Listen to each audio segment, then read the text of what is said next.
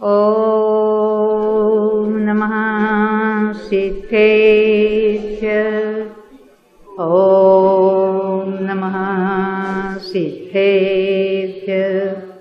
ॐ नमः सिद्धेभ्य। ॐ शुद्धात्मने नमः। नमो अरिहन्ताणं नमो सिद्धाणं नमो आयर्यां नमो वच्छायां नमो लोये सौवसाहुनं करि अभाव भव भाव सब सहज भाव निज पाय जय अपुनर्भव भावमय भये परम शिवराय। आचार्य श्री नेमिचंद सिद्धांत चक्रवर्ती हुए। उन्होंने गोमरसार कर्मकांड ग्रंथ की रचना की है। उसी के आधार से उसकी जो टीकाएं हैं, कन्नड़ टीका, संस्कृत टीका जिसको कहेंगे, उसके आधार से पंडित टोडरमल जी ने सम्यक ज्ञान चंद्रिका कर्मकांड ग्रंथ लिखा है, भाषा टीका लिखी है। और उसी के हिंदी अनुवाद जो आपके हाथ में है, उसके आधार से हम 5 भावों की चर्चा कर रहे हैं। ये 5 भाव कैसे है कि जीव के असाधारण भाव है। असाधारण है, अन्य द्रव्यों में नहीं पाए जाएंगे। वो जीव की विशेष पहचान होती है। उसको जीव के स्वतत्व कहा है। किसको? औदैहिक भाव को भी। वो जीव का अपना है विकार। वो हम देखेंगे किसको रखना, कि कौन से छोड़ने लायक है, उसकी चर्चा करेंगे। पर ये सभी जीव के अपने भाव है, जीव के विशेष भाव है, जीव के असाधारण भाव है। ये यहाँ बात हो रही है। तो ये जो 5 भावों के नाम हमने देखे, कौन बताना चाहेगा? नए कोई यंगस्टर्स बताएंगे? आप बेटा बोलो, 5 भावों के नाम बताएंगे? आप बैठ के बोल सकते हैं। हाँ हाँ, शायोपशमिक भाव। कुछ रह गया अभी बीच में? औदैहिक भाव। ये क्या, ये नाम हमारे लिए नए हैं। आप शायद अंग्रेजी मीडियम में पढ़ते हो, है ना? फिर भी ऐसे अटपटे नाम लेना जरा कठिन बात है। बार बार सुनते हैं ना तो हमें समझ में आ जाती है बातें। क्योंकि आप तो हमारे से कितनी कठिन कठिन बातें कॉलेज में, स्कूल में सीखते हो। वो बातें हमको नहीं समझ में आती है। आप उसको झट के बोल देते हैं, झट से समझते हैं, है ना?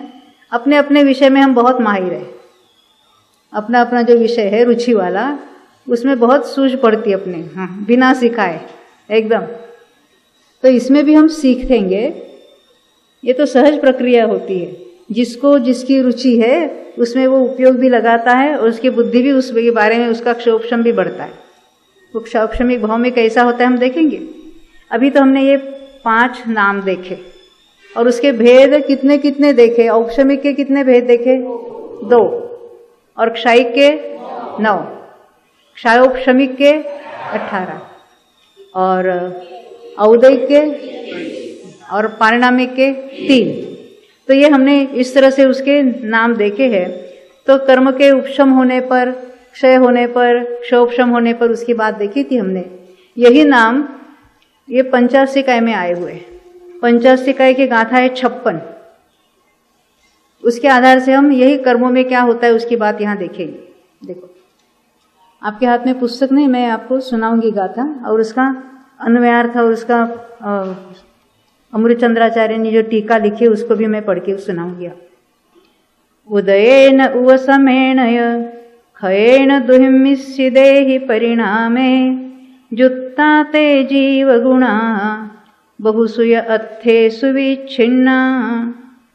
उसका अर्थ है उदय से युक्त, उपशम से युक्त, क्षय से युक्त, दोनों से अनेक क्षोभशम से युक्त और परिणाम से युक्त ऐसे जीव के गुण।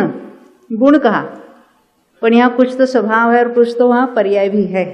सबको मिलकर एक नाम दिया कि ऐसे जो जीव के गुण है, जीव के भाव है। यहाँ गुण कहा, भाव कहा, उसमें पर्याय भी आ जाएगी और स्वभाव भी आ जाएगा। सबको मिलकर यहाँ भाव, ये सामान्य नाम यहाँ दिया है।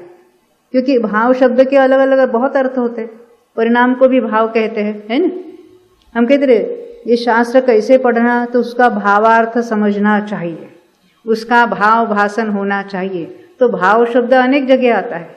तो यहाँ जो ये जीव के जो अलग अलग जो 5 भाव है, उसके नाम किस ओर से पड़े, निमित्त की तरफ से, कर्म की अवस्था की तरफ से जीव के अपने भाव, अपने कारण जो उत्पन्न हुए हैं, उनके नाम इस तरह से कर्म की तरफ से नाम पड़े है किसके भाव, जीव के अपने हैं। और उन्हें अनेक प्रकारों में विस्तृत किया गया। ये जो 5 भाव जो है उन्हें अनेक प्रकारों में विस्तृत किया गया। इन्हें औपशमिक के 2 भेद बताए, क्षायिक के 9 वगैरह वगैरह सब हमने भेद देखे, अनेक प्रकार से उसको बताया है। अब अमृतचंद्राचार्य टीका में कहते हैं, जीव के भावों के उदय का यह वर्णन है, यानी जीव के भावों का यह वर्णन है। कर्मों का फलदान समर्थ रूप से उद्भव वह उदय है। नहीं समझो, कर्मों का फल कब मिलता है?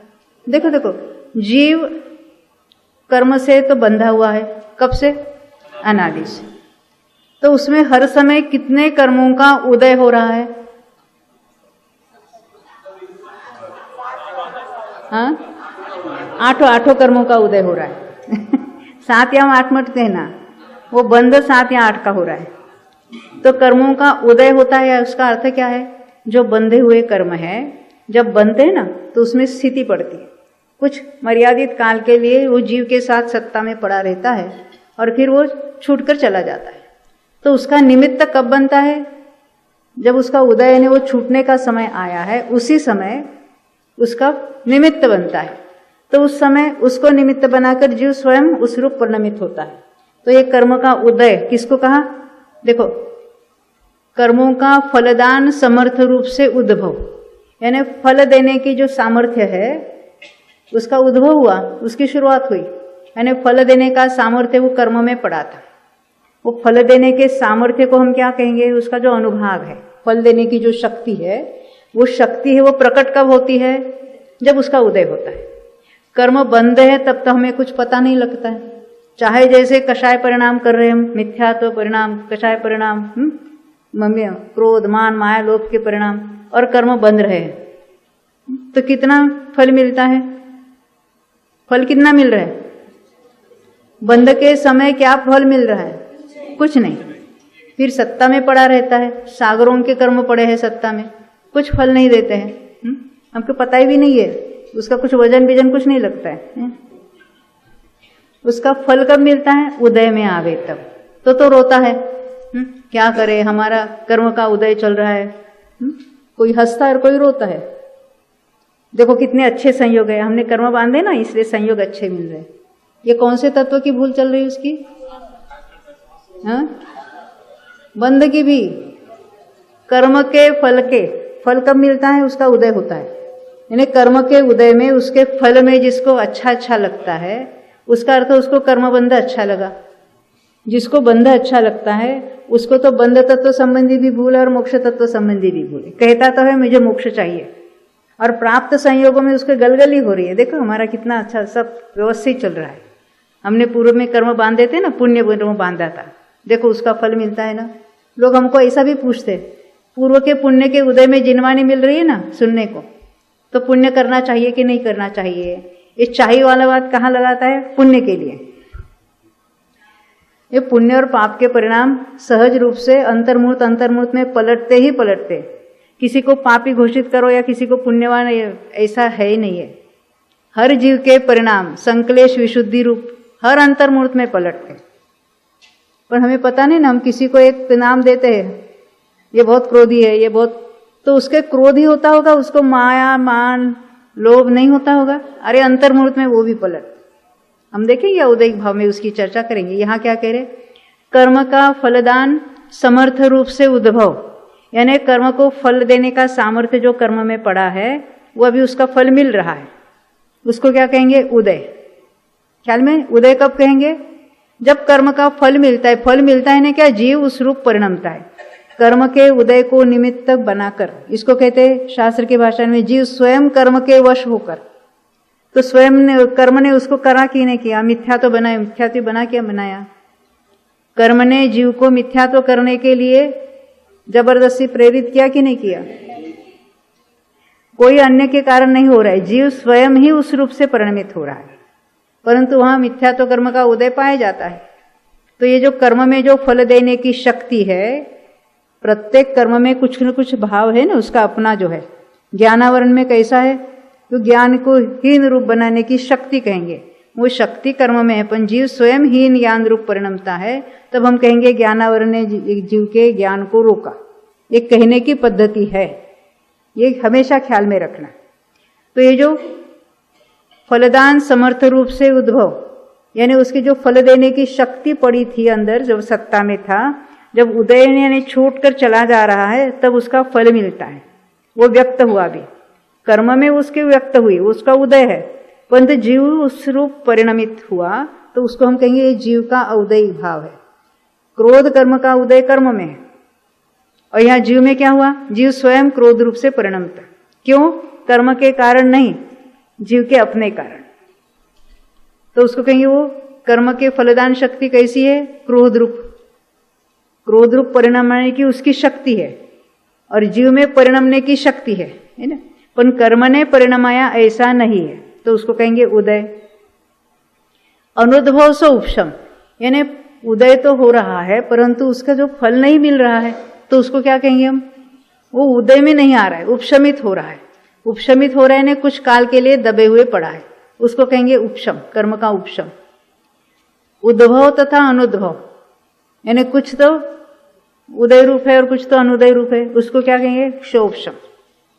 और अत्यंत विश्लेष, पहले शब्द आया था संश्लेष। संश्लेष यानी बंध होता है, कर्म के बंध को कैसा संबंध का? संश्लेष संबंध। ये कैसा संबंध होता है? देखो शरीर के साथ भी संबंध है, पर एक भूपूर्त है, एक भव के लिए इस औदारिक शरीर का संबंध है। प्रति समय उसके भी अनंत परमाणु आते हैं और अनंत चले जाते हैं, फिर भी मरण के समय तक तो ये तो कुछ ना कुछ वहां शरीर बना रहता है। तो ये एक भव पूर्ता संबंध आया। और कर्म का कैसा संबंध है? क्योंकि अनेक कोड़ा कोड़ी सागरों के कर्म इतनी स्थिति बनती है, तो अनेक भवों तक वो चलता रहता है, तो उसको कहते कर्म के साथ का संश्लेष संबंध हुआ। ख्याल में आई बात? अब जो उसके उदय का समय आता है तो कुछ परमाणु छोड़कर चले जाते हैं। तो यहां कहते उद्भव अनुद्भव क्षोभशम अत्यंत विश्लेष सोक्षय। देखो ऐसा भी होता है, किसी जीव ने सम्यक तो प्राप्त किया, तो उसके मिथ्यात्व में से 3 टुकड़े हो जाते। आपने सुना है सबने? कौन से 3 होते हैं? मिथ्यात्व तो है ही है, सम्यक मिथ्यात्व भी और सम्यक प्रकृति भी। ऐसा जो मिथ्यात्व में चला जाता है, तो उन प्रकृतियों का क्या होता है? लंबे काल तक मिथ्यात्व में रहे, असंख्यात वर्षों तक। तो क्या होता है अभी उसका? वो जो सम्यक प्रकृति और सम्यक मिथ्यात्व है, वो उल्टा संक्रमण होकर मिथ्यात्व रूप परिणमित होते चले जाते। उसको कहेंगे उद्वेलना होती है, तो नष्ट हो जाते हैं। तो उनको क्षय कहेंगे कि नहीं कहेंगे? उसको क्षय नहीं कहेंगे। हमने ये भी देखा था, सम्यक दृष्टि है तो उसके जो फिर दोबारा करण परिणाम होते हैं, चौथे गुणस्थान वाला भी क्यों ना हो, तो कहते अनंतानुबंधी के जो परमाणु है ना, उदय में तो नहीं आ रहे थे, सम्यक दृष्टि है तो उसके दर्शन मोहनीय और अनंतानुबंधी वो उपशमित है, उसके उदय में नहीं आ रहे। तो उदय में नहीं आ रहे, बाद में क्या हो सकता है? अनंतानुबंधी का पूरे पर, जिसको विसंयोजना कहते हैं, यानी क्या होता है? वो सारे अन्य प्रकृति रूप टर्न होकर नष्ट हो जाती है सत्ता में से। उसको अनंतानुबंधी का क्षय कहेंगे कि नहीं कहेंगे? नहीं कहेंगे, क्योंकि वो कैसे रिवर्सिबल है। वैसा जीव अगर मिथ्यात्व में आता है तो फिर अनंतानुबंधी का नया बंध भी होगा और फिर उल्टा संक्रमण भी होगा उसमें, तो उसको भी क्षय नहीं कहते। तो क्षय कब कहेंगे? सम्यक तो होने के बाद जब वो क्षयिक सम्यक तो दर्शन होने का अनंतानुबंधी का क्षय कर दिया। और जब वो श्रेणी चढ़ता है तो अलग अलग गुणस्थानों में, मुख्यतः 90 गुणस्थान में बहुत सारे प्रकृतियां कायम के लिए नष्ट हो जाती है। सत्ता में पड़ी थी, जीव ने कब की बांधी थी, जैसे नरक गति बांधी थी, केंद्रीय जाति बांधी थी, सूक्ष्म साधारण पर्याप्त, इतने सारे कर्म बांधे थे। सम्य दर्शन होने के बाद तो बांधे नहीं थे, उसका उदय भी नहीं हो रहा था, पर सत्ता में पड़े थे, तो कब उसका क्षय होगा? तो श्रेणी में चढ़कर उसका क्षय हो जाएगा, वहां उसको कायम के लिए नाश होगा, उसको कहेंगे वो क्षय हुआ। कुछ नहीं बांधी है, कुछ काल के बाद वो जो उद्वेलना के द्वारा नष्ट होना कहते, उसको क्षय नहीं कहते, क्योंकि फिर दोबारा बंधने का चांस है ना वहां पर। इसलिए क्षय कब कहेंगे? श्रेणी में कर्मों का संपूर्ण नाश होगा तब। अब देखिए पारिणामिक भाव। द्रव्य का आत्मलाभ यानी अस्तित्व जिसका हेतु है वह परिणाम है। पारिणामिक भाव किसको कह रहे हैं? द्रव्य का अस्तित्व ही जिसका हेतु है।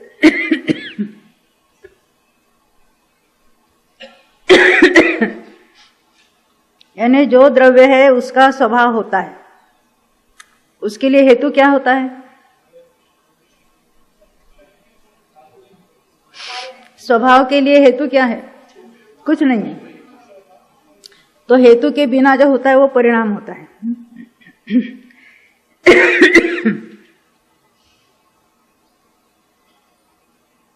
देखो, परिणाम से युक्त वह पारिणामिक है। एक मिनट, मैंने 3 लाइन पढ़ी। पहले कर्मों के अवस्थाएं बताई।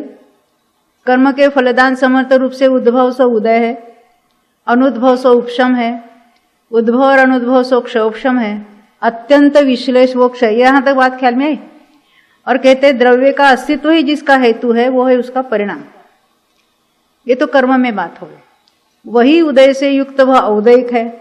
कर्म के उदय से युक्त ऐसा जीव का अपना भाव वो है औदयिक। उपशम से युक्त वह औपशमिक, क्षयोपशम से युक्त वह क्षयोपशमिक, और क्षय से युक्त क्षायिक, और परिणाम से युक्त पारिणामिक। ऐसे यह 5 जीव गुण है। क्या कहा उसको? गुण कहा। किसको कहा? या पर्याय को भी और स्वभाव को भी एक नाम दिया, गुण है। जीव के गुण है, जीव का स्वतत्व है कह दिया। उनमें उपाधि का चतुर्विधपना जिसका कारण है, कारण यानी निमित्त है। ये उपाधि किसको कहा?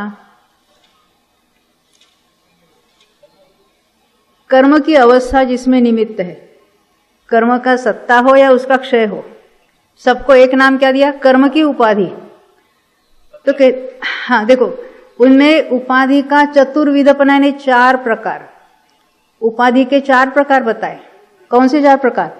उपशम हो, उदय हो, क्षयोपशम हो, क्षय हो, जो कुछ है उसको कहा उपाधि।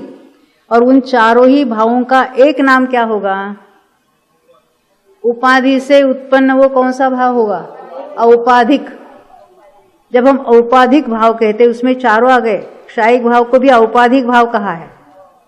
हम केवल औदयिक भाव को ही औपाधिक समझते हैं, ऐसा नहीं है। यहां क्या लिखा है? अमृतचंद्राचार्य ने टीका में लिखा है कि कर्म की उपाधि का 4 प्रकार, उपाधि के 4 प्रकार है, कर्म की जो अवस्था का निमित्त 4 प्रकार से बनता है। उपशम है, क्षयोपशम है, क्षय है, या उदय है जिसका निमित्त है। ऐसे 4 गुण भाव है, यानी ये 5 भावों में से 4 भाव है जिसमें कर्म की उपाधि का निमित्त बनता है। उपाधि ने कर्म की विशिष्ट अवस्था उसमें निमित्त रूप से है। और स्वभाव जिसका कारण ऐसा भाव एक है, वो कौन सा होगा? कारण। ऐसा ही स्वभाव ही है, किसी कर्म के कारण वो नहीं बना है। अभव्यपना भी किसी कर्म के उदय में या किसी कर्म के विशिष्ट अवस्था में नहीं है। वो ऐसे उसके पर्यायगत योग्यता है कि वो कभी भी भव्य का अर्थ होता है होने योग्य। क्या होने योग्य? क्या होने योग्य? भव्य कहने से क्या होने योग्य? हमें दर्शन नहीं, सिद्ध होने योग्य। जो सिद्ध होने योग्य है उसी को समय दर्शन हो सकता है।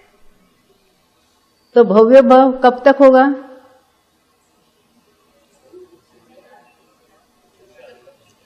भव्य भाव कब तक होगा? भव्यत्व भाव, हाँ?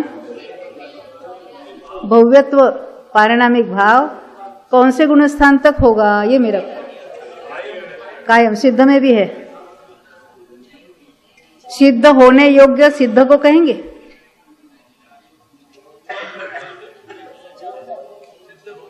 हम मेडिकल कॉलेज में गए तो हमको क्या कहते, डॉक्टर होने योग्य है, डॉक्टर कहेंगे पर डॉक्टर होने योग्य है। जब हमने डॉक्टर की परीक्षा पास हो गए तो हमको डॉक्टर कहने लगे सब लोग। तो जो भव्यत्व कब कहेंगे, जब होने योग्य कब तक कहेंगे, जब तक हुआ नहीं तब तक। तो कहाँ कब तक कहेंगे, 14वें गुण, 12वें भी नहीं, 14वें गुण स्थान तक भव्यत्व कहेंगे। और सिद्ध वो हो चुके अभी, उसको भव्य नहीं कहेंगे, वो पूर्ण रूप से हो चुके अभी। ख्याल में आई बात, उसकी चर्चा करेंगे अब जब उसके नंबर आएगा तो। तो कहते ये जो 4 भाव है उनको क्या दूसरा नाम है, औपाधिक भाव। एक नाम और हमने देखा था अभी अभी, नैमित्तिक भाव, उसी को यहाँ औपाधिक भाव कह रहे। ख्याल में आई ना बात। अब आगे बढ़ते देखो। स्वभाव ही जिसका कारण है, मैं पंचाशिकाय में से पढ़ रही हूँ। पंचाशिकाय अमृतचंद्राचार्य की टीका, वो भाव एक है। अब के उपाधि के भेद रूप से और स्वरूप के भेद से भेद करने पर, उपाधि के भेद है क्षोभम के भेद या क्षय के भेद करने पर उसके और भी उत्तर भेद होते हैं। जो अभी हमने मूल भाव देखे और उसके हमने 2, 9 वगैरह देखे, वो क्या है, उत्तर भाव है। क्यों होते हैं, क्योंकि उसके जो भेद करेंगे, अलग अलग कर्मों के क्षय से अलग अलग क्षयिक भाव हो गए, इस तरह से अलग अलग कर्मों के उपशम से अलग अलग औपशमिक भाव हो गए, अलग अलग कर्मों के क्षोभम से अलग अलग क्षौपशमिक भाव हो गए। तो कहते हैं उनमें अनेक प्रकारों में विस्तारित किया जाता है। अभी हम इसको छोड़ते हैं, अपना जो मूल विषय चल रहा है, ये मूल विषय से ही लगती बात थी ना, इसलिए मैंने आपको पंचाशिकाय संग्रह में से आपको सुनाई है। अब हम आगे बढ़ते हैं।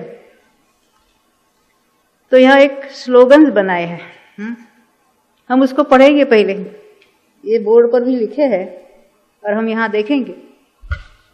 चार्ट देखना आपको, देखो यहाँ क्या लिखा है। अब सभी नामों से तो आप परिचित हो गए।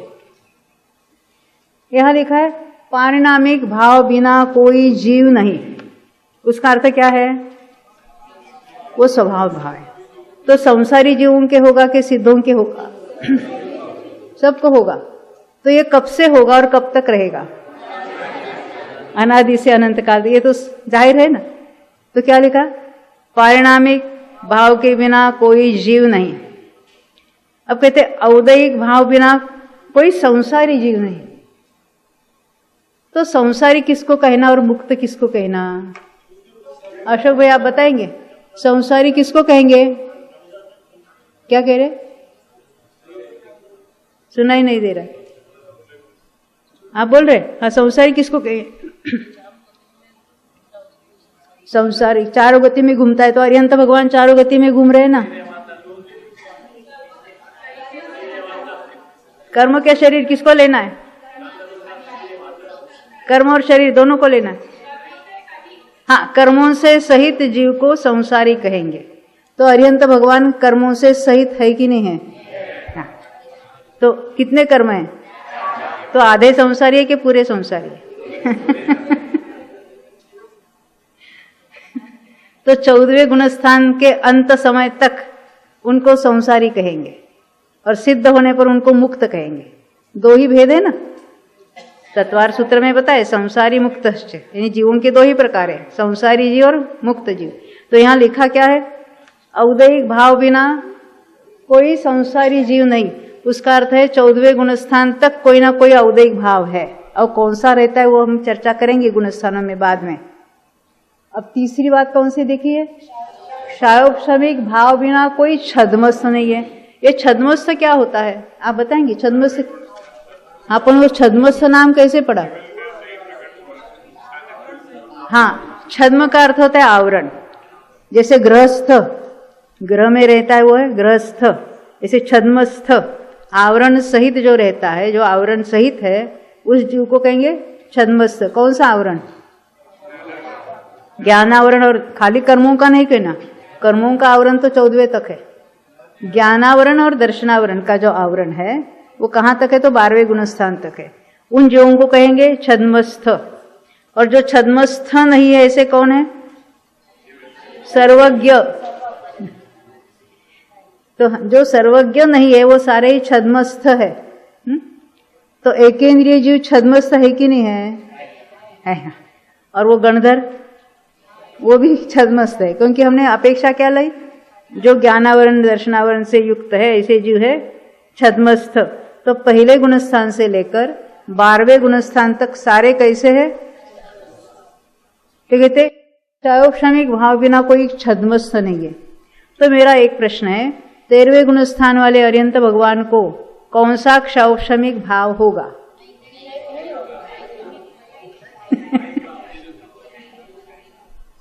रमेश भाई विचार करके बोल रहे हाँ? है नहीं है, है नहीं है हाँ।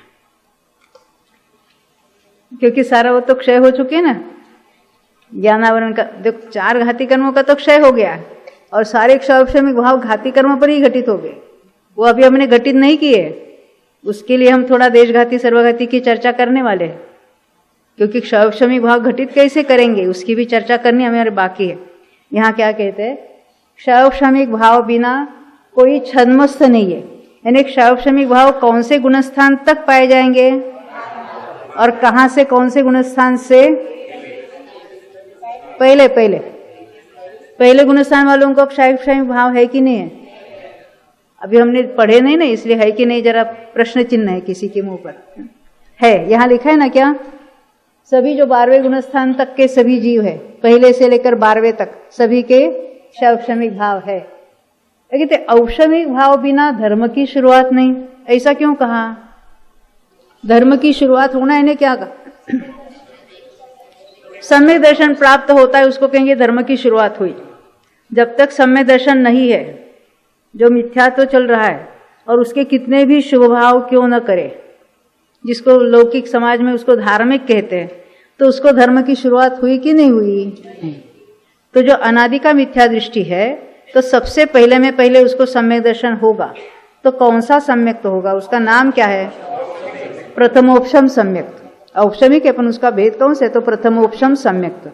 अभी अपना वो विषय नहीं है यहाँ, प्रथमोपशम क्या है, द्वितीयोपशम क्या है, अभी तो सुन लो केवल कि प्रथमोपशम सम्यक तो होता है तो धर्म की शुरुआत होती है। यानी औपशमिक भाव के बिना धर्म की शुरुआत नहीं होगी। तो कहते औपशमिक के 2 भेद बताए थे आपने, अभी कौन से उसके नाम नहीं देखे मैं। तो चारित्र में भी हो, चारित्र होने का भी उपशम तो हो सकता है। तो क्या धर्म की शुरुआत में डायरेक्ट चारित्र होने का उपशम होगा कि नहीं होगा? उपशम चारित्र होगा ना, उपशम सम्यक तो है ही नहीं और डायरेक्ट उपशम चारित्र हो जाएगा, ऐसा होगा कि नहीं होगा? नहीं हो सकता। क्यों नहीं हो सकता उसकी चर्चा करेंगे भावों की। औपशमिक भाव बिना धर्म की शुरुआत नहीं। अब क्या कहते हैं, क्षायिक भाव बिना कोई क्षायिक सम्य दृष्टि नहीं हो सकता, क्योंकि क्षायिक भाव 4थे गुणस्थान से हो सकता है, तो कोई सम्य दृष्टि नहीं होगा। क्षायिक भाव बिना क्षायिक चारित्रवंत, क्षायिक चारित्र कब होगा? 8वें 9वें 10वें और 12वें गुणस्थान में, वो कोई नहीं होगा। और क्षायिक भाव कौन से? जो 9 के 9 क्षायिक भाव है वो अर्यंत भगवान के हो गए, तो अर्यंत सिद्ध भी नहीं होगी क्षायिक भाव के बिना। ये स्लोगन्स ऐसे करने वाले हमारे खिमचंद भाई थे, सोनगढ़ में रहते, उनकी फोटो है यहाँ पर है, हाँ पहले खंबे के ऊपर। नाम सुना होगा आपने, खिमचंद जेठालाल सेठ। उन्होंने तत्वज्ञान पाठमाला के पहले भाग में उनका एक लेख वहां लिखा है, तो उसके आधार से मैं कुछ बातें बताना चाहती हूँ। ये सारे स्लोगन उन्हीं के, वो मशहूर थे, वो बोल बनाते थे, आपने सुने कि स्वथी परथी खस स्वमा बस, इतना हो जाए तो बस, ऐसे कुछ कुछ बहुत सारे ऐसे उन्होंने बोल या स्लोगन्स बनाए थे। उनके बोल होते थे 1 2 3 या 5। हमेशा कहते थे ये बॉम्बे वाले हैं ना, तो बे बॉम्ब पर बैठे हैं।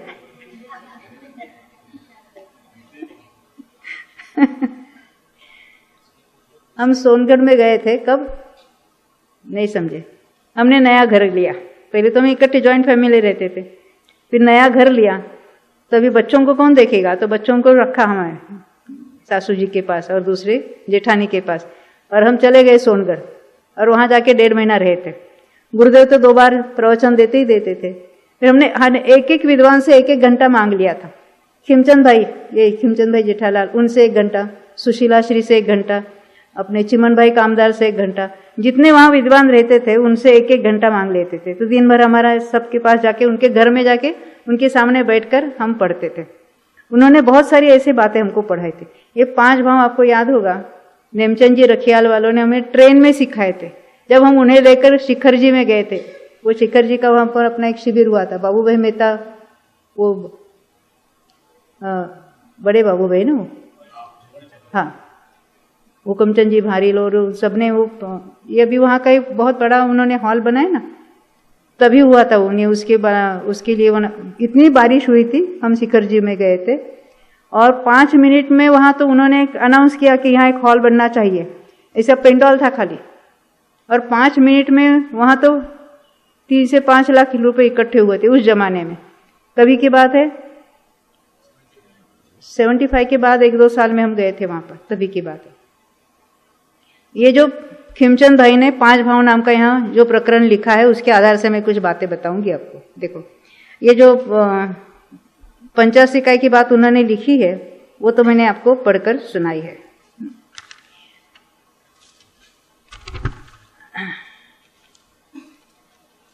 देखो, उन्होंने ये बताया औपशमिक भाव और आत्मा की मुख्यता से बता रहे, आत्मा के स्वसन्मुख पुरुषार्थ रूप शुद्ध परिणाम से, ये पुरुषार्थ और परिणाम तो ये स्वभाव होगा कि पर्याय होगी? स्वसन्मुख, जिसके सन्मुख होना है वो तो स्वभाव है, और जो सन्मुख कर रहे वो तो पर्याय है। तो ये पुरुषार्थ पर्याय में होगा ना, कौन सा? स्वसन्मुखता। उसके लिए पहले स्व कौन है निश्चित करना पड़ेगा कि नहीं पड़ेगा? तो उस पुरुषार्थ पूर्वक शुद्ध परिणाम, शुद्ध परिणाम है जिसको हम शुद्ध भाव कहेंगे। जीव के श्रद्धा तथा चारित्र संबंधी भावमल दब जाता है, यानी क्या होता है? उपशम होता है। नहीं समझे? अभी बरसात के दिनों में गांव में देखा होगा, पानी कैसा होता है? वो मिट्टी से मलिन दिखता है ना, एकदम ऐसा, मराठी में कहते हैं गड़ुड़। तो कहते उस पानी में क्या करते हैं मालूम है?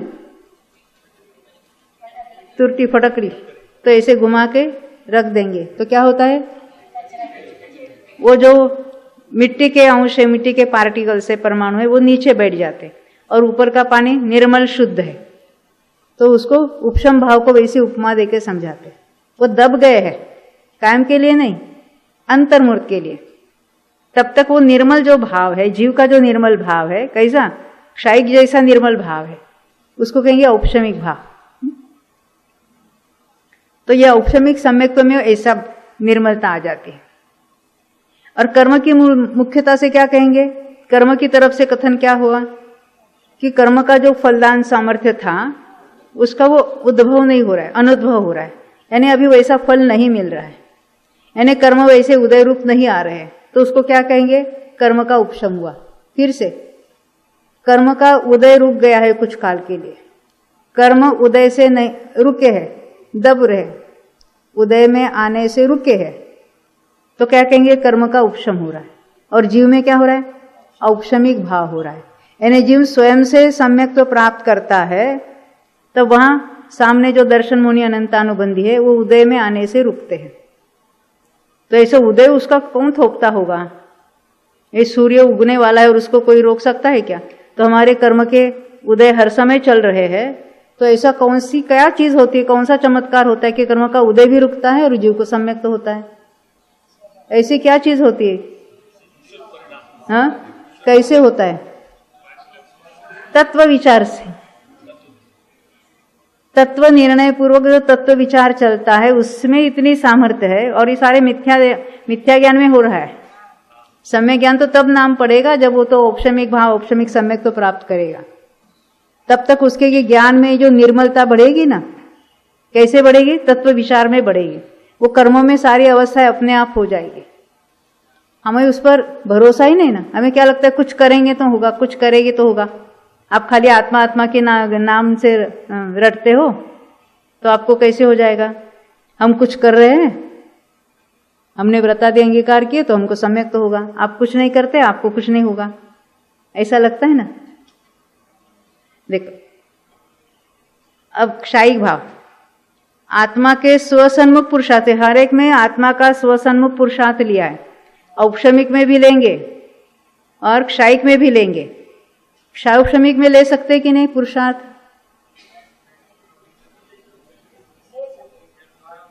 हाँ, क्या कह रहे?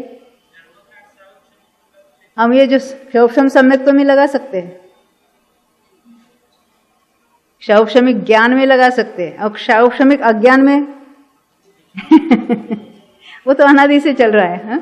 देखो, आत्मा के स्वसन्मुख पुरुषार्थ से किसी गुण की अवस्था में अशुद्धता का सर्वथा क्षय, क्षयिक भाव की बात कर रहे, अशुद्धता थी उस पूरा का पूरा नाश हो जाना, उसको कहेंगे आत्मा की ओर से, उसको कहेंगे क्षयिक भाव। और कर्म की ओर से क्या कहेंगे? कर्म का संपूर्ण सत्ता में से क्षय हो जाना, उसको कहेंगे कर्म का क्षय हो जाना। और क्षयक्षमिक भाव में क्या कहेंगे? स्वसन्मुख पुरुषार्थ से। यहां पर भी क्षयक्षमिक भाव में जो स्वभाव भाव कहेंगे वो कौन सा? सम्यक दर्शन की बात है। वहां पर भी कैसे होगा? स्वसन्मुखता के पुरुषार्थ से। हर जगह स्वसन्मुखता के पुरुषार्थ की बात उठाई है। हम कहते सहज होता है, एक होता है निसर्गज और एक होता है अधिगमज। किसी को बैठे बैठे अपने आप होता होगा ना। निसर्गज का अर्थ वैसा नहीं है। निसर्गज किसको कहेंगे? अरे वर्तमान में इस भव में कोई ज्ञानी उसको निमित्त नहीं मिला है, परंतु नियम रूप से पूर्व भव की देशना उसको मिली है, और इस भव में अन्य निमित्त से स्वयं ग्रंथ पढ़कर हो सकता है। स्वयं अंदर से उसको जो धारणा में उसको जो संस्कार रूप धारा चल रही थी, जैसे गुरुदेव को हुआ था, वो अंदर से ही कितने न्याय प्रकट हुए थे और बाह्य में समयसार भी मिला उनको। तो इस तरह से उसको क्या कहेंगे? निसर्गज। पण सर्वथा निसर्गज, बिना देशना के, बिना ज्ञानी के सर्वथा किसी को सम्यक दर्शन हो जावे, ऐसा कभी भी नहीं होता। तो ये हमने देखी यहां पर आंशिक अवस्था होती है पुरुषार्थ से। ये पुरुषार्थ शब्द हर जगह लिखा है। और हम कर्म की ओर से देखेंगे, उसका कुछ क्षय और कुछ उपशम होता है, उसको हम वहां क्षयोपशम देखेंगे। और बाकी जो दर्शन, ज्ञान और वीर्य वगैरह के जो क्षयोपशम भाव होते हैं वो तो अनादि से चल रहे। औदैहिक भाव में हमने देखा है ना, ये कर्मों के उदय में जीव स्वयं, आत्मा स्वयं विभाव रूप परिणमता है, उसको हम औदैहिक भाव कहेंगे। अब एक प्रश्न था, इसी क्रम से उनके नाम क्यों दिए? अगर उसके भेद की अच्छा, आप कह रहे जीवों की संख्या, भावों की संख्या बढ़ने से ऐसा नाम दिए, क्योंकि 2 से कितने हुए थे? 2 से फिर 9, 9 से 18, फिर 21, फिर तो वो क्रम से नहीं हो सकते। तो कुछ अन्य कारण होना चाहिए। तो आप बता रहे हैं कि जीवों की संख्या के क्रम पड़ा है। सर्वाधिक संख्या कौन से भावों की होगी? पारिणामिक भाव की, बराबर है। और सबसे कम संख्या कौन से भावों की होगी? हाँ, अरे पहला नाम किसका लिया आपने? ये कॉमन सेंस है। क्योंकि हमने हाँ औपशमिक भाव की, तो औपशमिक भाव वाले जीव कितने हो गए? हाँ, कुछ भी कहो ना, संख्यात हो गए, असंख्यात हो गए, कि अनंत हो गए? हाँ बोलो। औपशमिक यानी औपशमिक सम्यक्त्व या औपशमिक चारित्र। औपशमिक भाव वाले ने क्या? औपशमिक सम्यक्त्व की बात करो ना, औपशमिक चारित्रवन तो थोड़े हो गए। औपशमिक सम्यक दृष्टि जीवों की संख्या कितनी होगी? संख्यात। आप कहेंगे असंख्यात। कोई अनंत वाले है क्या? हाँ अनंत, हाँ ये है ना अनंत वाले। अनंत वाली संख्या केवल निगोद को इंक्लूड करेंगे तो ही हो सकती है। बिना निगोद के अन्य एकेंद्रिय भी असंख्यात है, द्विंद्रिय, तीन्द्रिय, चतुर्न्द्रिय, पंचेंद्रिय सब असंख्यात है। तो अनंत नहीं हो सकते, क्योंकि उनमें तो औपशमिक भाव नहीं होगा। तो असंख्यात होगा कि संख्यात होगा, ये हमको नक्की करना है। आप संख्यात कह रहे हैं और ये असंख्यात कह रहे हैं। आपने संख्यात को केवल मनुष्य में रखा है। औपशमिक सम्यक्त्व, प्रथमोपशम सम्यक्त्व कौन कौन से गति वालों के हो सकता है? चारों ही गति वालों को। तो मनुष्य तो संख्यात हो गए, पर चारों गतियों में जो हमने देव है, नारकी है, तिर्यंच है, एक समय में आवली के असंख्यातवे भाग प्रमाण जीव एट ए टाइम एक समय में प्रथमोपशम सम्यक्त्व प्राप्त कर सकते हैं। और वो तो अंतर्मूर्त तक तो रहता ही रहता है, तो उनकी संख्या तो और बढ़ जाएगी। संचय होगा ना, एक समय किसी ने किया, दूसरे समय में किसी ने किया, तीसरे समय में किसी ने किया। तो इतने कौन से औपशमिक समय दृष्टि है, उसका काल कितना है? अंतर्मूर्त। ये काल को भी हम देखेंगे बाद में। पहले में पहले ये भाव वाले जीव कितने हैं उसको पहला नंबर दिया है, तो कितने हैं जीव? तो कहते असंख्या। ये मैक्सिमम संख्या बताई जाती है असंख्या। ऐसा भी होगा कभी कभी कि चारों गति में एक भी जीव औषमिक समय दृष्टि न हो, नहीं समझे हमने कि उसका अंतर पड़ता है, परंतु ऐसा है कि 7 दिन के अंदर कोई ना कोई जीव सम्यक तो प्राप्त करेगा ही करेगा। कौन सा? प्रथमोपशम सम्यक। 15 दिन में कोई ना कोई, 14 दिन में कोई ना कोई जीव प्रथमोपशम के साथ 5वें गुण स्थान में आएगा ही आएगा। ये सभी ढाई द्वीप की बात कर रहे हैं, पूरे मनुष्य लोक की बात कर रहे हैं यहाँ पर, या चारों गति की बात। मनुष्य में तो ढाई द्वीप लेना, बाकी सभी प्रथमोपशम के लिए, चारों गति के लिए नहीं। पंचम गुण स्थान तो मनुष्य और तिर्यंचों के होगा। और 15 दिन के अंदर अंदर कोई जीव प्रथमोपशम सम्यक्त्व के साथ पहले गुणस्थान से 7वें गुणस्थान में जाएगा ही जाएगा। इसको कहेंगे उसका अंतर। उससे यानी कितने मुनिराज भी होंगे ना, और 15 दिन में कोई नया मुनिराज प्रथमोपशम यानी मिथ्यात्व में से उन्होंने मुनि अवस्था प्राप्त की। क्षोपशम वाले तो हो गए, वो अलग बात है। देखो यहाँ क्या कहते हैं, तो हमने देखा असंख्यात। क्षायिक भाव वाले कितने हो गए? क्षायिक भाव वालों में किसको किसको लेना है? क्षायिक समय दृष्टि, देखो क्षायिक समय दृष्टि मनुष्य कितने हो गए? असंख्यात, संख्यात। क्षायिक समय दृष्टि नारकी कितने हो गए जो पहले ही नरक में जा सकते? असंख्यात, असंख्यात होते हैं, मैं कह रही हूं, क्योंकि कितनी सागर की आयु है वहां पर। और ऐसा नियम है, हर 6 महीने और 8 समय में 608 जीव क्षायिक सम्यक तो प्राप्त कर, वो मोक्ष जाते उसकी बात नहीं कर रहे हैं, क्षायिक सम्यक तो प्राप्त करते ही करते हैं। दर्शन मोह का क्षय करने वाले भी 6 महीने 8 समय में 608 जीव होते हैं। और वो करने वाले कौन है? कर्मभूमि के मनुष्य, तीर्थंकर और या केवली के पादमूल में करते हैं। अब ये 608 जो है वो कहाँ जाएंगे? क्षायिक हो कुछ तो उसी भव में मोक्ष जाएंगे। क्षायिक हो और पहले मनुष्य बांधी हो तो कोई भोग भूमि का मनुष्य या तिर्यंच होगा, कोई पहले नरक का नारकी होगा, और कोई देव में चले जाएंगे। ये 4 ही रस्ते हैं ना क्षायिक समय दृष्टि के लिए। तो 6 महीने में कोई एक नारकी में गया मान लेते, दूसरे 6 महीने में और कोई गया, और 6 महीने, और वहां तो पल्यों की और सागरों की आयु है। पहले नरक में मैक्सिमम आयु तो एक सागर की है।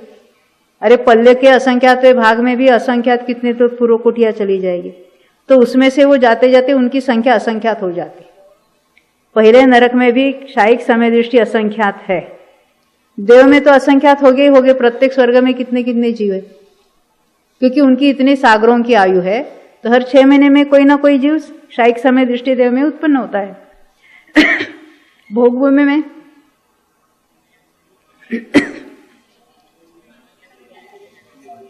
भोग भूमि में तिर्यंच क्षायिक है कि मनुष्य है? मनुष्य कितने हो गए? अरे मनुष्य तो संख्यात ही हो गए। भले वो पल्यों की आयु है, मनुष्य संख्यात हो गए, और क्षायिक समय दृष्टि तिर्यंच असंख्यात हो गए। ये हमें पता नहीं ना, कर्णान युग में बहुत सारी बातें आती है ऐसी। तो हम कहां से क्या देख रहे, उनकी संख्या कितनी है हम देख रहे थे। चारों गतियों की अपेक्षा, संसारी जीवों की अपेक्षा असंख्यात है। सिद्ध क्षायिक समय दृष्टि है कि नहीं है? उनकी संख्या कितनी है? तो क्षायिक समय दृष्टि उनकी संख्या कितनी है? अनंत। सिद्ध वाला अनंत प्लस संसारी उसमें असंख्यात मिला गया। तो यानी जो औपशमिक समय दृष्टि थे उनसे क्षायिक समय दृष्टि कितने गुना हो गए? वो असंख्यात और ये अनंत है, अनंत गुना हो गए ना। हाँ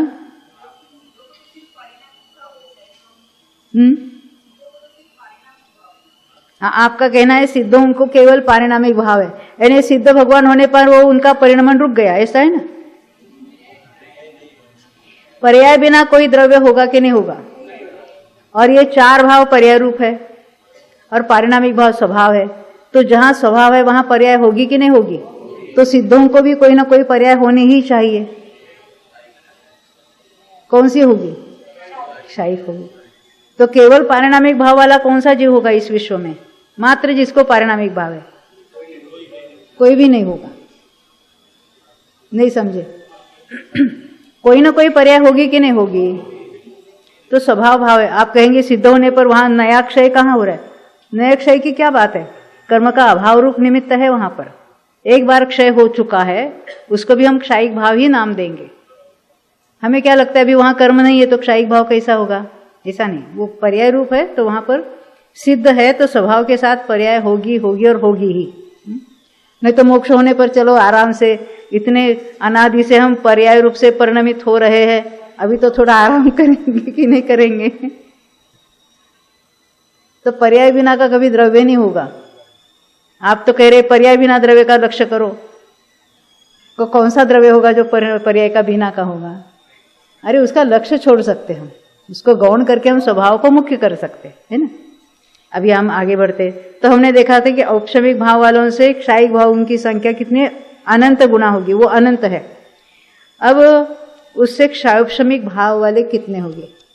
तो अभी सिद्धों को हमने अनंत देखा। क्षायोपशमिक वाले कौन कौन से, कहां से लेकर कहां तक? पहले गुणस्थान से लेकर 12वें तक।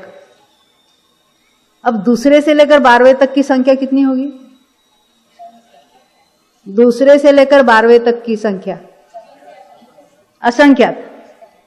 अरे सारे चारों गति के लेना है ना, असंख्यात। और पहले गुणस्थान वालों की संख्या अनंत। अरे उसमें एक निगोद के शरीर में इतने अनंत जीव है कि आज तक इतने सिद्ध हुए हैं। जो क्षायिक भाव वाले को हमने सिद्ध प्लस उसका असंख्यात लिया था, उनसे भी अनंत गुना जीव एक निगोद शरीर में है। और ऐसे निगोद शरीर इस विश्व में कितने हैं? अनंत ने असंख्यात। असंख्यात लोक, ये बड़ी संख्या है, उसको 5 बार लिखो। कैसा? असंख्यात लोक, असंख्यात लोक, असंख्यात लोक, असंख्यात लोक, असंख्यात लोक। उनको आपस में गुणा करो। इतने तो निगोद के शरीर है, और एक निगोद शरीर में इतने अनंत जीव है। अरे 3 काल में भी वो सिद्ध नहीं होने वाले। यानी जीवों की अनंतता इतनी है। तो क्षायिक भाव वालों से क्षायोपशमिक भाव वाले कितने गुना है? तो और अनंत गुना है, उसको भी अनंत ही कहेंगे। और वो अनंत का भी डिफरेंस है ना, उसमें अनंत गुना वाला है। अब नेक्स्ट क्या लिया है यहाँ पर? क्षायोपशमिक भाव देखे ना। अब उससे औदैहिक भाव वाले कितने ज्यादा हो गए? उसमें भी अनंत हो गए। कैसे हो गए? अनंत हो गए, पर कितने ज्यादा हो गए? देखो क्या कहा, क्षायोपशमिक कहां तक लिए थे? देखो देखो, क्षायोपशमिक भाव बिना कोई छद्मस्थ नहीं है। यानी 12वें गुणस्थान तक क्षायोपशमिक वाले लिए थे। और औदैहिक वाले कहां तक? 14वें तक। यानी यहां 12वें तक थे, उसमें कितने ऐड हो गए? तो औदैहिक आए 13वां और 14वां। तो 13वां और 14वें वाले अनंत होते? क्या 13वें 14वें वाले जीव कितने हो गए? संख्यात लाखों हो गए। लाखों की संख्या होती है ना। कहाँ गए? सुशीला बेन को याद है ना? 8 लाख और गए। अच्छा, यानी लाखों अर्यंत होते, तो उसमें मिला दो। विशेष अधिक हो जाए ना, थोड़ा अधिक हो गए। यानी जितने क्षायोपशमिक भाव वाले थे, उनसे औदैहिक भाव वाले कितने हो गए? अनंत तो है, थोड़े अधिक हो गए। यानी लाखों से अधिक हो गए। ये समझ में आती है ना बात? ये सरल है ना, उसमें कुछ बहुत गणित वगैरह की बात नहीं मैं उठा रही। ये इसी ऑर्डर से नाम क्यों दिए हैं, उसका कुछ कारण तो होना चाहिए। आपने बता दिया, ये अधिक अधिक होते हैं संख्या में, जीवों की संख्या की अपेक्षा ये नाम दिए हैं, यानी उसी क्रम से नाम दिए हैं। तो कहते कि हमने देखा था लाखों अरिहंतों को उसमें मिला दो, तो सारे औदैहिक भाव वाले हो गए। यानी औदैहिक भाव वाले पहले गुणस्थान से लेकर 14वें तक होते। अब पारिणामिक भाव, इसमें और क्या मिलाना पड़ेगा तो पारिणामिक भाव वाले हो गए? सिद्ध भगवान को ऐड में जीवों की संख्या देखनी है। पहले 14वें तक हमने देख लिए, अनंत होते। अभी पारिणामिक भाव में और किसको ऐड करना? सिद्धों को भी ऐड करना है ना। हमने पहले कौन से देखे थे? 14वें तक देखे। उनको भी पारिणामिक है और सिद्धों को भी है। तो पारिणामिक भाव वाले सबसे ज्यादा है। पहले तो हमने संसारी को लिया उदयिक तक, अब पारिणामिक में संसारी भी लेना और सिद्ध भी लेना। ये ख्याल में आती बात? तो सबसे कम हमने देखे औपशमिक वाले, उसके बाद शायिक, उसके बाद मिश्र यानी क्षौपशमिक, फिर औदयिक और फिर पारिणामिक। तो इसी क्रम से क्यों लिए? तो उसके पीछे का ये रहस्य है। कर्णान योग में भी जो नाम जिस क्रम से आते हैं ना, अलग अलग विषयों में, कर्मों के बारे में वगैरह, उसके पीछे कोई रहस्य अवश्य होता है और हमें उसी ऑर्डर से, उसी क्रम से उसको याद रखने की कोशिश करना है। सूत्र में यही क्रम दिया था और अभी हमने आपको 813 नंबर की गाथा बताई थी, उसमें भी यही क्रम था और उसका कारण यही है।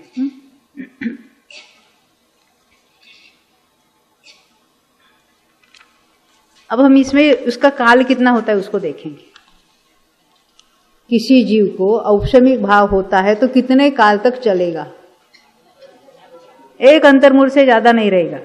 कर्मों का जो उदय हो रहा था वो कुछ काल के लिए रुक गया है, तो ये अंतर्मूल तक उसकी मर्यादा होती है।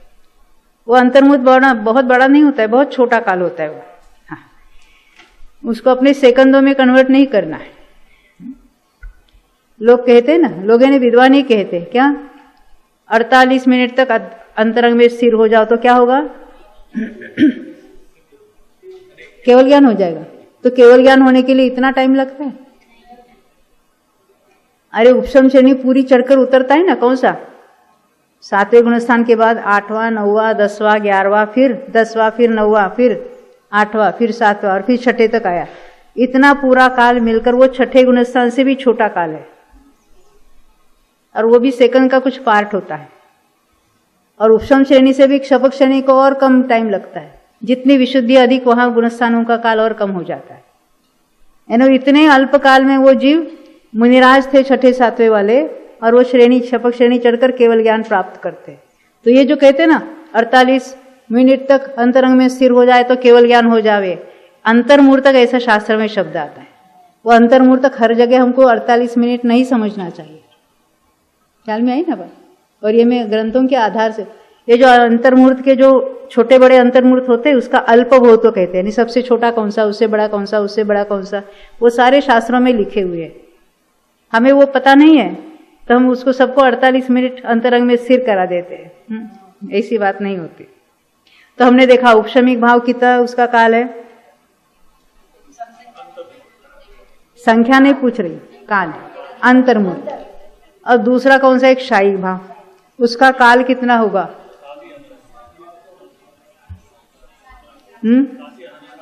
हाँ, आप कहते सादी अनंत काल। ये सादी और अनंत क्या होता है? आपको उस दिन बताया था ना, सादी यानी जिसकी शुरुआत हुई है। शायिक भाव कब हुआ था?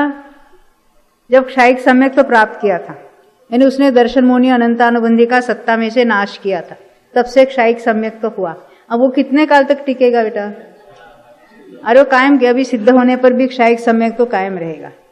तो क्षायिक सम्यक तो का या क्षायिक अन्य भी भाव है। कौन से? जो क्षायिक चारित्र है, क्षायिक दान लाभ वगैरह जो है, क्षायिक ज्ञान, क्षायिक दर्शन, वो सब में लगा लो। वो एक बार प्रकट हुए तो अभी कब मिटने वाले हैं? तो कायम वो क्षायिक रूप से रहेंगे। आपको कहा था ना, सिद्धों में भी होगा, पारिणामिक भाव के साथ साथ क्षायिक भाव होगा। तो कहते उसको कहेंगे सादी अनंत काल तक। तो मेरा एक प्रश्न है, ये औदैहिक भाव का काल बड़ा है कि परिणामी क्षायिक भाव का काल बड़ा है? क्यों? हाँ, एक कोई प्रश्न का उत्तर दे। यहाँ कोई बताना चाहते? हाँ बोलो। नवीन भाई बता रहे, आप क्या कह रहे? वो अनादि से है। हाँ, वो कहते अनादि से शांत हुआ। कौन सा? औदैहिक भाव। कहाँ तक था? 14वें गुणस्थान तक था, यानी संसारी अवस्था। क्षायिक भाव ने सिद्ध अवस्था, वो पहले ही शुरुआत हुआ था क्षायिक, परंतु हम सिद्ध अवस्था के साथ जोड़ देते। तो संसारी अवस्था, किसी भी जीव की संसारी अवस्था का काल बड़ा होगा क्या? सिद्ध अवस्था का काल बड़ा? हाँ, एक जीव की अपेक्षा। जिसने सिद्ध अवस्था प्राप्त की है उसकी बात करेंगे। यानी संसारी अवस्था बड़ी होगी कि सिद्ध अवस्था बड़ी होगी? कैसे सिद्ध करेंगे? हाँ, कहते भूतकाल से भविष्य काल हमेशा अनंत गुना होता है। कल गुरुदेव के प्रवचन में बात आई थी, प्रवचन सार में हमने आपको बताया था कैसे सिद्ध करेंगे। आपको सिद्ध करना है। हाँ, अरे वो भी अनादि से है ना। हाँ, परंतु उसको शुरुआत अभी हुई ना, पहला अनंत काल चला गया है, तो भूतकाल से भविष्य काल अनंत गुना है, कैसा सिद्ध करेंगे? उसके लिए आपको प्रूव करना है। आपने कह दिया और हमने मान लिया, ऐसा थोड़ा ही है। हाँ हाँ हाँ, याद है आपको? देखो, हर 6 महीने 8 समय में 608 जीव मोक्ष जाते हैं, ये नियम है, सबको मालूम है। हम कहते हैं 6 महीने में 600 जीव, हिसाब लगाने के लिए। तो 1 महीने में कितने हो गए? 600 के लिए 6 महीना, 100 के लिए 1 महीना, यानी 30 दिन में 100, तो 1 दिन में लगा लो, यानी एक जीव के लिए कितना काल लगेगा? 100 मिल 7-8 घंटे, 7 पॉइंट समथिंग। वो कितने समय होते? अनंत होते कि असंख्यात होते कि संख्यात होते? असंख्यात समय है। अरे क्योंकि असंख्यात समयों की एक आवली होती है, ऐसे कितने ही संख्यात आवली हो जाएगी। वहां समझ में आती है बात? फिर से सुनना। अनादि से आज तक कितने सिद्ध हुए? हर 6 महीने 8 समय में 608 के, तो जितने सिद्ध हुए हैं उसको मल्टीप्लाइड बाय असंख्यात समय, क्योंकि इतने घंटों में इतने हुए, इतना काल बीत गया, ये समझ में आती ना। जितने सिद्ध हुए हैं उसको 7-8 घंटों से मल्टीप्लाई करो, इतना ही काल बीत गया है। तो सिद्ध कितने हैं? कितने अनंत है? अरे एक निगोच शरीर में जितने, उसका भी अनंतवा भाग, यानी पूरे जीव राशि का तो अनंतवा भाग अभी तक उसके असंख्यात गुना करो, यानी अभी तक बीता हुआ काल कितना है? पूरे जीव राशि का अनंतवा भाग बीत गया है। ये समझ में आती? जीव राशि की जो संख्या है उसके अनंतवे भाग प्रमाण समय बीत गए हैं। और पूरे 3 काल के समय कितने हैं? जीव अनंत, उसको अनंतानंत बार वर्ग करो इतने पुद्गल, और उसको अनंतानंत वर्ग करो इतने 3 काल के समय, तो आने वाला काल कितना अनंत गुना बाकी है। ये तो गाथा है, जीवकांड में गाथा है, और वहां सिद्ध किया है, गणित के द्वारा सिद्ध किया है कि भूतकाल से भविष्यकाल अनंत गुना है। अभी हम देखो, ये तो हमने देखे थे ना, काल देख रहे थे। क्षयिक का कितना काल है? सादि अनंत, एक बार शुरुआत हुई अनंत काल तक रहने वाला है। तीसरा कौन सा है? क्षयोपशमिक। तो क्षयोपशमिक भाव, अभी जो ज्ञान संबंधी ना, अज्ञान जो है, मिथ्या ज्ञान है, अनादि से चल रहा था, और भव्य जीव होगी तो उसको अंत आ जाएगा। या क्षयोपशमिक सम्यक्त्व की अपेक्षा बात करेंगे तो एक बार क्षयोपशमिक सम्यक्त्व हुआ तो फिर या तो मिथ्यात्व में गिर जाएगा या क्षय करेगा, क्षयिक समय दृष्टि होगा, तो उसका काल कितना होगा? सादि शांत। सादि शांत हुआ ना? नहीं समझे? अधिक से अधिक किसी का क्षयोपशमिक सम्यक्त्व कितने काल तक चलेगा? यदि 66 सागर तक चलेगा, तो ये उसका काल है। तो क्षयोपशमिक का काल हमने देखा। अब कौन सा रह गया? औदैक। तो औदैक कैसा है?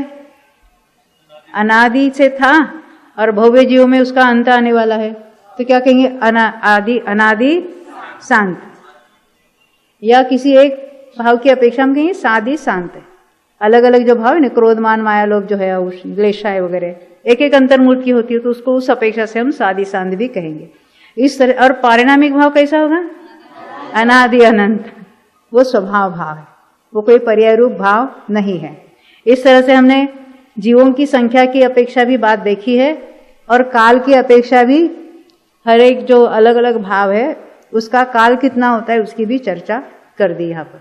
अभी हमारा समय हो गया है, अब यहीं रुकते हम, फिर दोपहर में हम यहाँ मिलेंगे। बोलो 24 भगवान जय।